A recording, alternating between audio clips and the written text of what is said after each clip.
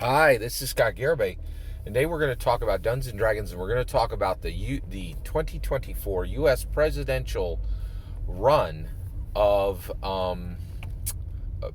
election run candidacy of Nikki Haley. All right, so let's talk about who Nick. So first of all, I'll explain why we're talking about this. So Dungeons and Dragons is a Maslow's pinnacle element. Okay. So Maslow's hierarchy, right? At the bottom of the pyramid, we're dealing with, oh, hey, do I have food? Do I have shelter? Am I free from being attacked? Right? Like these really base needs, right? Dungeons and Dragons is the opposite. It's at the highest point of Maslow's hierarchy, the Maslow's pyramid, right? It requires that all basic needs are met, right? You can't be pretending to be an elf if you don't have clothes, or if you're frightened, or if you are not fed, right? Like all base needs must be met, right, in order to play Dungeons and Dragons. Now, it is possible to do apocalypse play of Dungeons and Dragons, but it is going to be it's going to be 50 times more difficult than playing Dungeons and Dragons in a world that's stable. So we have to pay attention to who's going to be the president of the United States, because one, Dungeons and Dragons is a global brand, and actually, I don't know if you guys know this, but the U.S. really rules the world. So our president is not the U.S. president; it's king or queen of the world. And so far, we have to say it's king. There's never been a female president, right? So America's president functions as king of the world. End of sentence.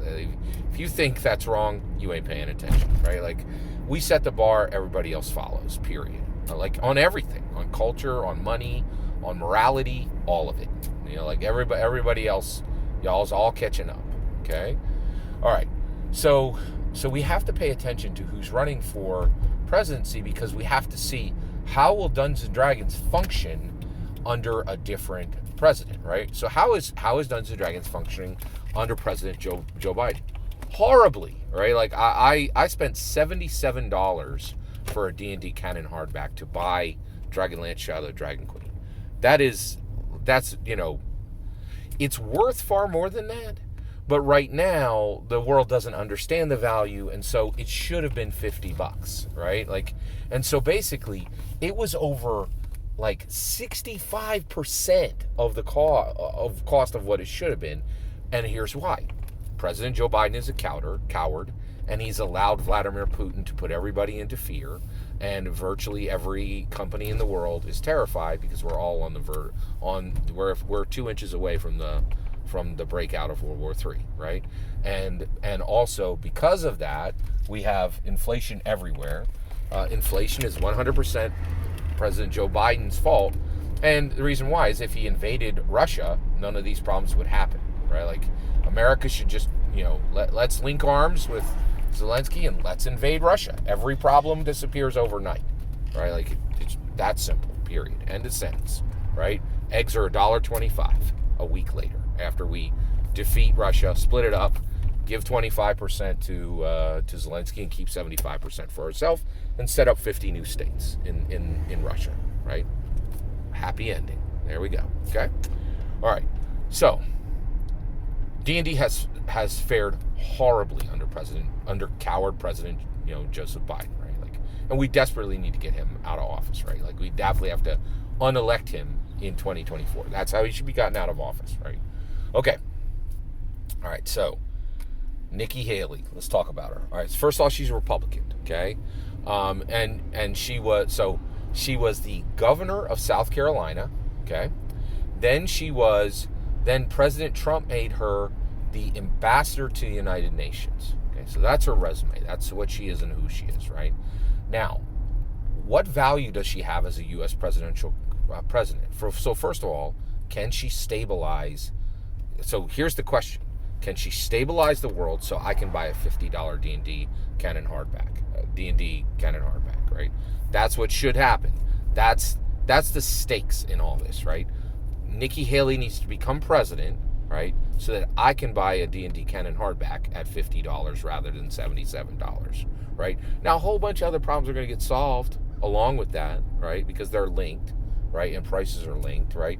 And if I can buy a D&D Canon hardback in 2024 for $50, you can bet eggs will be $1.25 rather than $6, okay? So let's talk about Nikki Haley. So first of all, what is she? First of all, she's very brave. She's the first person that matters to announce running against President Trump, right? DeSantis has been squawking a whole bunch of noise for a long time and making a whole bunch of actions that look like running in 2024, but aren't. Coward compared to Nikki Haley. I don't think DeSantis is a coward. He's just a coward compared to Nikki Haley. She's out. She's like, I'm in. Put your gloves on, Trump. We going at it, right? And she's going head on, straight at him, right? And she's really the first candidate to matter, right? And so one, she's brave, okay? Two, what by her own words, what is she bringing to the table? And I think this is real. Generational change, okay?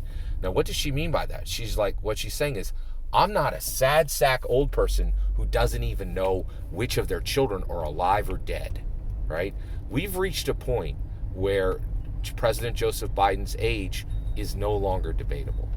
He's either 80 or he's about to be 80, and like having an octogenarian president has not worked out. This was an experiment that we ran.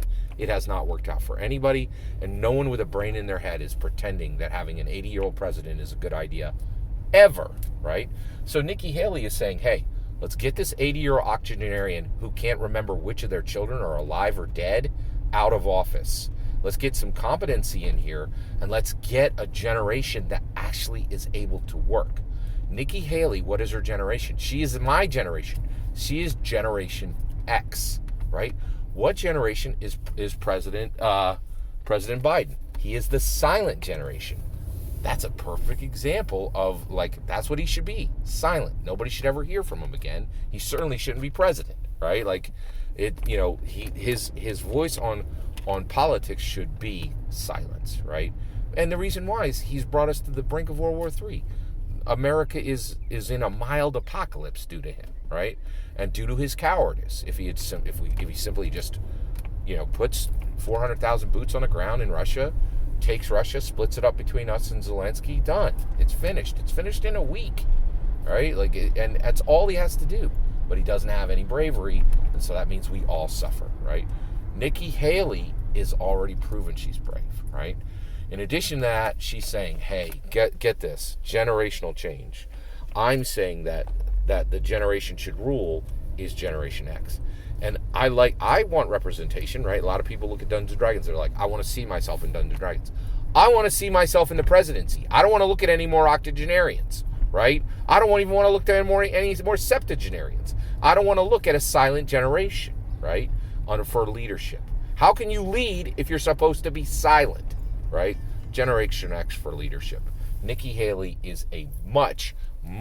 absolutely will be a much better, much more powerful, correct, okay, appropriate.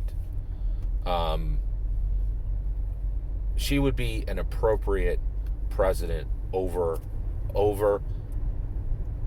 President Biden, and certainly over Donald Trump.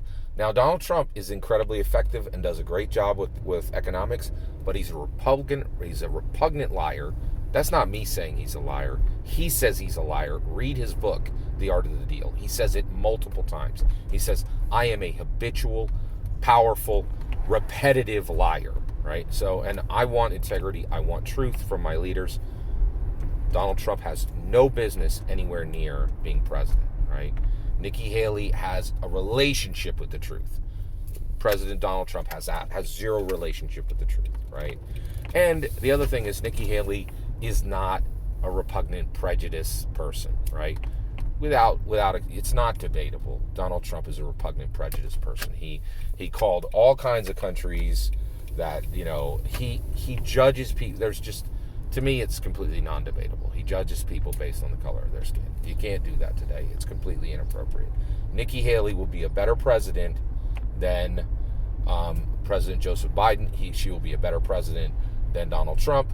Will she be a better president than DeSantis? We don't get to ask that yet because DeSantis needs to find his two and declare, right? He hasn't been able to do that, right?